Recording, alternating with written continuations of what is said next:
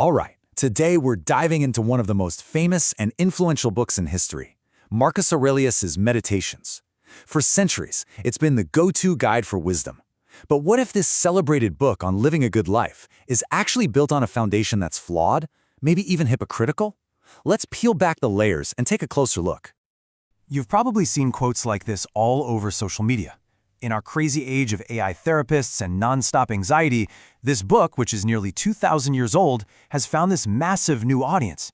It's basically pitched as the ultimate survival kit for the 21st century, a manual for finding your calm in all the chaos. But is it really that simple? And this is the big question, right? This is the central tension we're digging into. There's this massive, really uncomfortable gap between Marcus Aurelius the philosopher, who wrote these beautiful words about peace and virtue, and Marcus Aurelius the emperor, who, waged incredibly brutal wars. We're looking at the conflict between the man and the myth. So how in the world did a Roman emperor's private notes scribbled down on a battlefield become a self-help guide for the digital age? In this first part, we're going to unpack that surprising journey. Okay, first let's get one thing straight. Marcus Aurelius did not invent Stoicism, not even close. That credit goes to a guy named Zeno of Citium, who founded the whole school in Athens centuries earlier. So Marcus isn't the father of Stoicism. He's more like its most famous poster child, the supposed ideal of a Stoic leader. To really get Meditations, you have to understand the context. This was not a book written in some peaceful, quiet library. This was a journal, written in a military tent during savage wars on the Roman frontier, all while a plague was wiping out millions of people. These are the desperate late-night thoughts of a man under unbelievable pressure, just trying to hold it all together. And yeah, it was under all that pressure that the deepest contradictions in his philosophy really came to light. This brings us right to that jarring contrast between what Marcus preached in his private journal and what he actually did as the most powerful man on the planet. This is a really core Stoic idea, this concept of cosmopolitanism, that we're all citizens of the world and we have a duty to help each other out. It's a beautiful thought, a really noble idea. But then, there's the historical reality. While he was writing about our duty to one another, his armies were carrying out what some historians basically call genocidal campaigns against Germanic tribes. And his reign saw horrific persecutions of Christians who were executed for their beliefs. That beautiful ideal? It kind of falls apart when you look at the facts.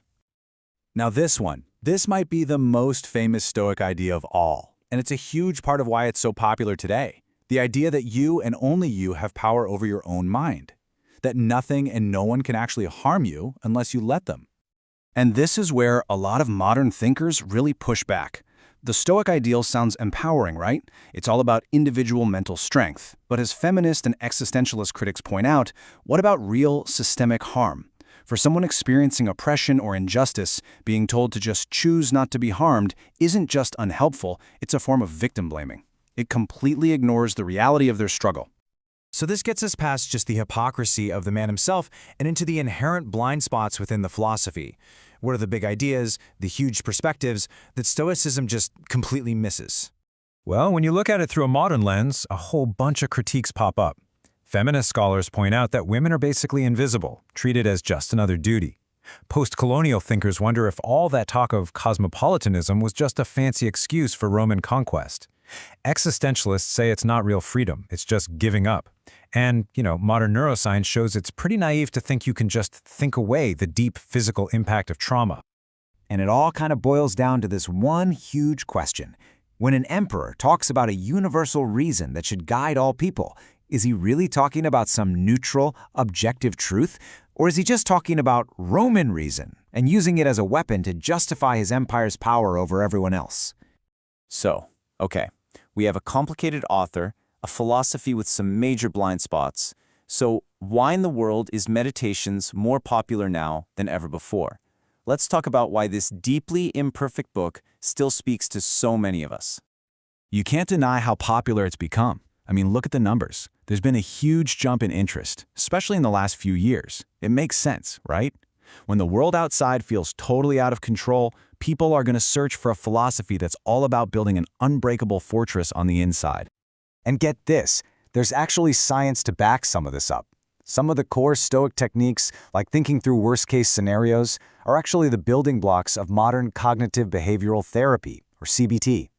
Studies have literally shown that practices like this can measurably lower your stress hormones, So, on a practical, day-to-day level, some of this ancient stuff really works.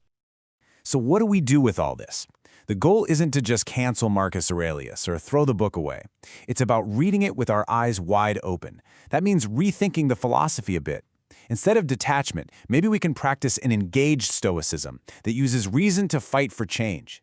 Instead of only seeing the emperor's point of view, we can try to imagine the perspective of the enslaved person. And most importantly, we have to see Marcus as a flawed human, not a perfect saint. So, at the end of the day, here's the big takeaway.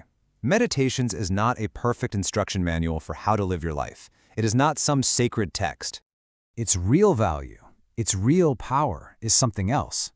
It's a mirror. A flawed, messy, intensely human mirror that reflects one person's private struggle to be a good person against a backdrop of war, power, and chaos. A struggle that, honestly, looks a whole lot like our own sometimes. And because it's so full of contradictions, it kind of forces us to look at our own. It doesn't give us any easy answers. Instead, it just leaves us with a question.